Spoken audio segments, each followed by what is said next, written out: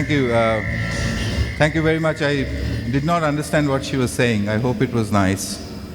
But what I have to talk to you about is a certain aspect of how children might learn in the future.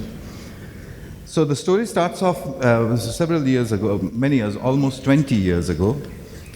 And it starts with an experiment done in 1999 in New Delhi, in India. It's a very simple experiment. In those days, there were many children who had never seen a computer, and many children who had never heard of the internet. So the experiment was, what would happen if I gave them one in the street? So we started this. The press gave it a name. They called it the hole in the wall. And what we found was quite strange. People thought, 20 years ago, they thought, but these children won't be able to do anything. What would they understand from just the screen? And I said, well, we will see. But what actually happened was very different. About 8 hours later, we found that the children were browsing the internet, and they were teaching each other how to browse. And they were doing all this in English, which is a language that they didn't know. So it was a big puzzle. Who is teaching them? This is from 20 years ago, so the cameras are from there, that time. So this child was one of the first. He was 8 years old, and he was next to him is his student. She is 6, and he was teaching her how to browse. So it was a mystery. Who was teaching them? Then hundreds of children would flock around that one computer. The Delhi government put in 30 of these in many slums. And everywhere we found the same things happening. People would ask me, who is teaching them? And I would say, I don't know. Now today, you would not be surprised. Because today you know that a 2-year-old given an iPad would learn to use it herself. It was not known at that time. So I started to do another set of experiments. These computers, which we had put everywhere, I started to look at what would happen next. First day, okay, they browse. After a few days, they're playing games. Then what? Then we found something interesting. They were using it to do their homework. Okay, they were Googling their homework. And the teachers would say, oh, the quality of the work has changed completely, but do they understand anything? So I said, I don't know. If they don't understand what they're copying down, then they would copy down wrong things. I asked the teachers, did you notice any wrong things? And she said, no. So I said, then how are they figuring out in English what the right answers are? We didn't know. So I started to ask the children questions. You know, difficult questions. Well, first you start with the easy question. You say, okay, what's the time now? And the children say, oh, no problem. They go and it is, whatever, 11 o'clock. So then you say, oh, by the way, what's the time in New York? And the Indian children would say, 11 o'clock. So I would say the same time? They would say, yes, it's 11 o'clock here, it's 11 o'clock at the end of the room, it's 11 o'clock in the street, it's 11 o'clock everywhere. So then I would say, but you know, somebody told me that the time is different in New York. Can you check? So they checked. And they'll come back, yes, it's a different time. So then I would say, that's incredible. So why are the times different? And then there would be a noise among the children for about 20 minutes. And then one of them would come up and they would say, the earth is round, the sun shines from one side, that side is day, the other side is night. Day and night has different times, so different places have different times.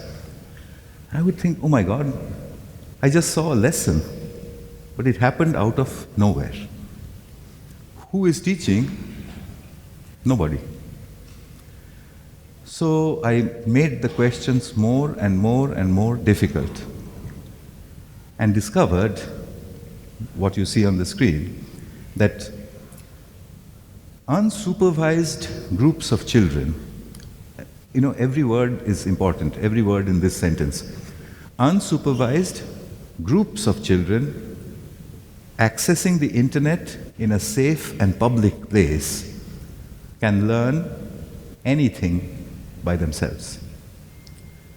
I've been a teacher all my life, so it's not easy for me to write that, but I've seen it. I've seen it around the world, and I've seen it here in your country. Anything at all. How? I went to England and started experimenting with this in the schools of Gateshead. Gateshead is a town towards the Scottish border in northeastern England. I asked children questions that were many years ahead of their time and tried to see if they can answer those things correctly. And always, if they're in groups, if the internet is safe and publicly visible, very important, publicly visible, then they would get to the right answer. We gave it a name. We called it a self-organized learning environment, a soul. So it's not self-learning, okay? I hope the translation will not make this mistake. Self-organized is not self-learning, it is self-organized learning in a group, together. So basically, how do you do a soul?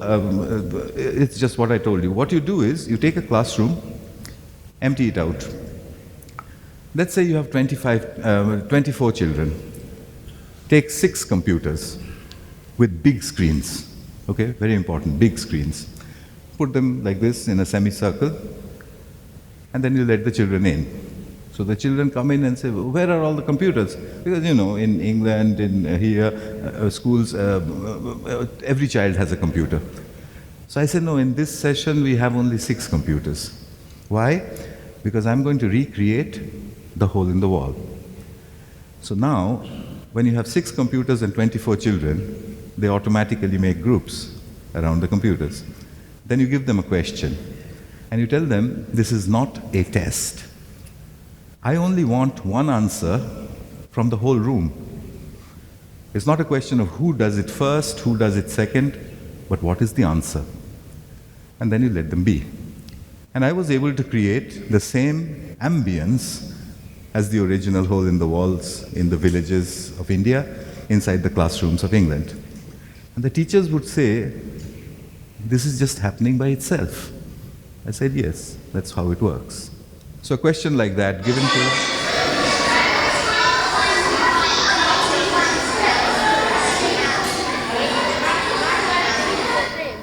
was Paul Cézanne.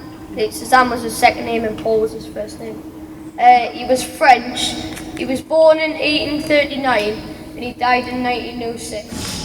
El mundo se va a terminar porque el mundo va a girar muy rápido y va a haber desastres naturales. So, continent after continent, the same results everywhere, same speeds. The Australians started using it all through Victoria, the bottom of Australia. And then, for some reason which makes me very happy to stand and talk to you here, it moved into Latin America. Argentina, then Chile, Uruguay, further up north into Brazil, Mexico. It was spreading all through Europe. Why? Because here was a method where you did not have to tell the children, don't look at the internet. You were saying the opposite. Instead of teaching, you were saying to the children, you teach me. I'll give you 20 minutes.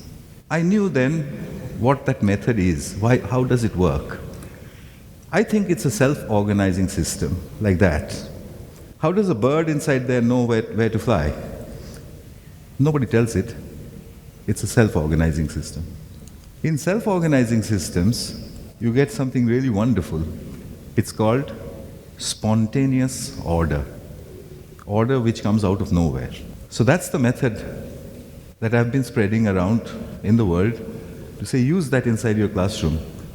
It will do your work for you spontaneously by itself. So what does the teacher have to do? What do you as a parent have to do with your child? Don't say use the internet for 2 hours or use the internet or don't use the internet. I don't think that that's going to work. You say to your child, you go there, I will go with you. Because where they are going is not our world, it's theirs. This process can be helped by people over Skype, you can do it in remote control, etc. I put the concept of self-organizing systems in learning into schools and called them schools in the cloud. They're built all over the world now. There are facilities built inside schools for managing the process of self-organization. This is what some of those places look like. As you can make out, they don't look like classrooms at all. This is the remotest place we have on the planet, in India. And what do the children do? Well, you just open the door and let them in.